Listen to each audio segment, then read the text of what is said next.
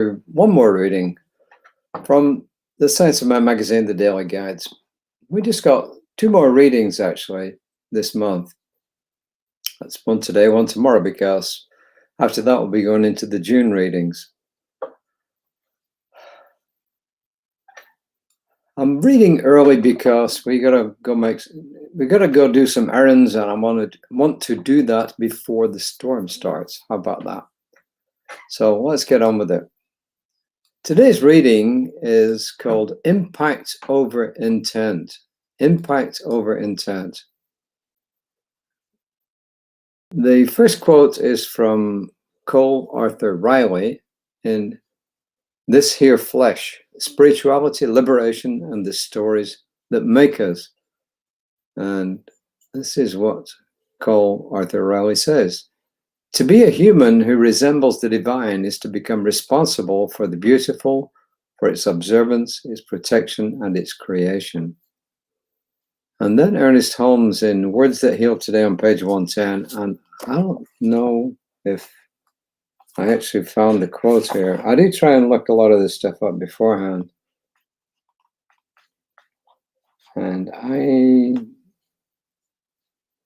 don't see that quote on page 110. So I don't know which version of Words That Heal Today this is from. But in some version, it's on page 110. In my version, it's not. My version is from 1999. So probably there's a newer one. And this is what Ernest Holmes says, which is more to the point anyway. There is a unifying presence and a law at the center of everyone and everything, a unity that binds all together in one common source, one living spirit, one divine presence. Each is a unique manifestation of this one. Resisting the temptation to make comments before I've read it, here we go. Reverend Ryan asks us, have you ever had a concept or a thought that just seeped into your pores and would not let go? For me lately, it's been the idea that often the impact of our actions and decisions is far removed from our intent. We have all witnessed our impact stray so far from our intent that we can't even see the original intent anymore. I said this not to stir guilt, but instead to create a greater awareness of how our individual and our collective actions and decisions impact those around us.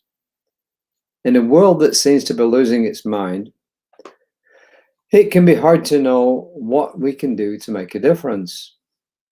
I would suggest that a good place to start is by exploring our intent versus our impact. Observe, ask questions, get curious. After you've done all of that, be honest with yourself. Notice the situations, interactions, relationships, and experiences where your impact was different from your intent. By staying in the curiosity of this, we can begin to shift our actions and our decisions in ways that support those around us. This is both an individual and a collective task. We are interconnected and do not create, act, or make decisions in a vacuum. The more we can embrace the awareness of this reality, the more we can intentionally move through life in ways that support our most authentic expression, while also freeing others to do the same. Now, that is the impact I think we all want to see. Maybe. Well, to put it in another way of looking at this is cause and effect. Everything that happens becomes the cause of an effect. Everything. You kick a ball, that's the cause. The ball flies through the air, or it just flips off to one side if you don't hit it properly. You make a speech. It has got an impact on different people. Every single thing that we do is a cause of something else. And that's how I choose to look at what Reverend Ryan's saying today. So have I ever thought about what I've done, what my intent was, and then what happened? I think Wayne Dyer was the one who talks a lot about intention. And I think that it's a very overlooked thing in human society. For instance, let me just pause and put a question to you, which is not what is directly connected with the reading here. If someone intends to murder someone and they don't succeed, they're accused of attempted murder. If someone attempts to murder someone and they succeed, they're accused of murder. And they're treated completely differently in most judicial systems. But the intent behind it was the same thing. So my question is, really, should we be judged on our intent or on what actually happens? That's just one scenario. The other one is, I read this reading today and I interpret what Reverend Ryan is saying. But is my interpretation what she intended it to be? I really don't know.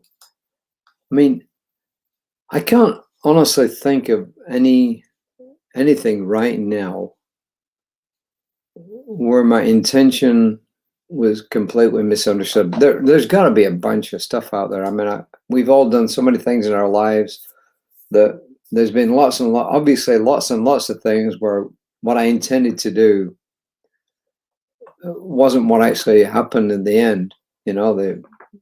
The impact of what I did was different than what I intended. Reverend Jesse was speaking about this a few weeks ago when he said that, and I mentioned it as well, I think, at the time,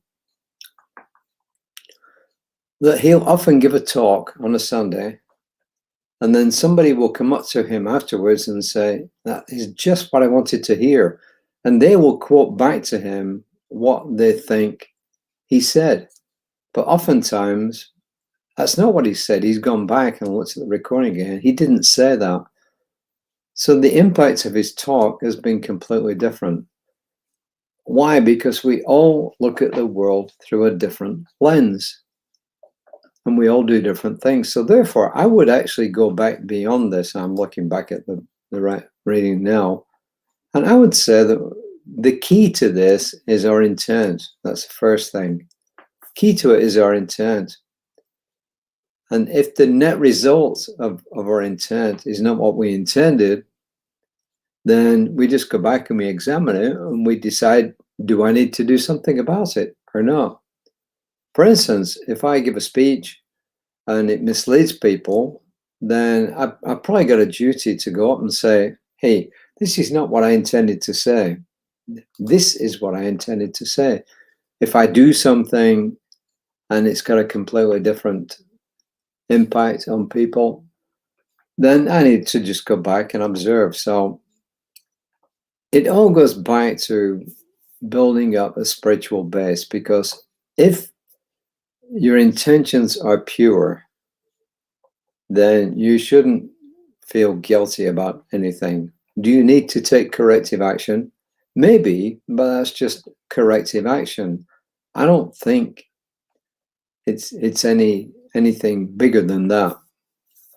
The point is, though, if all of us operated from good intent, then the world would indeed be a better place. Is the world falling apart at the seams? What did she say? In a world that seems to be losing its mind, I don't think the world is any more losing its mind than it has ever been. I think that's Reverend Ryan's lens in looking at the world. Is there a lot of stuff going on that isn't good? Absolutely. Are we damaging the climate? Yes. But ultimately, I believe that we will find solutions to all of these things. So that's just my observations on this. I really don't have an awful lot else to say, except to me, it boils down to two things: living in awareness and what are our intentions. And when we do our spiritual work, however you want to define that, you can say our work as human beings living in a world where we intend to make a marvelous impact, then I think that is what matters. It's our living in awareness and our intent. And if our intent is not what results from all of this, then we look at it and say, do I need to do something about it? I mean, it's really as simple as that. And if we offend people, then we have to decide, do we need to apologize? Or was it them that took offense at what we said and that was never our intention? You know, the old saying, what you think about me is none of my business. But we also have to look realistically and say, did something I say or do have an impact that I didn't intend, and do I need to do something to correct that? I think it's really as simple as that. You know? But as I said, to me, it all boils down to intent and mindfulness, living in awareness. And how do we do that? We do our work. We listen to readings like this. We read readings like this. We keep ourselves informed. We join community. And I think that's pretty good. Tomorrow morning, Reverend Royce will be on at 9 o'clock. She'll be reading from the Science of Mind textbook, which, as I said, is pretty dry, which is why she has to make some interpretations on it. You can reach it on our Facebook channel, or if you go to the recordings afterwards, it'll be on our Facebook channel, also be on YouTube. And my broadcasts every day go out to 3 of my business pages on Facebook, my personal page on Facebook. They go out to my YouTube page, and they also go out to my Instagram page. On one of these days, I'll take the time to go in and make sure it goes into LinkedIn. And I've got another YouTube page I need to connect to. So what do you think about these readings? I mean, what do you think about this month's readings? You know, some of you have been giving me feedback on Facebook. That's great. I'm sorry I don't always look at every individual Facebook page, but I appreciate your feedback. Please keep doing it. Please give us a like, because it puts us up in the ratings. We appreciate that. And until next time, if there really is a storm coming in the next hour or two or a few hours, then you live in this area, please take care, take shelter if you need to, look after yourself. And as I said, Reverend Lewis will be back tomorrow morning, and I'll be back tomorrow evening about 5 o'clock. Oh yeah, there is one interesting thing.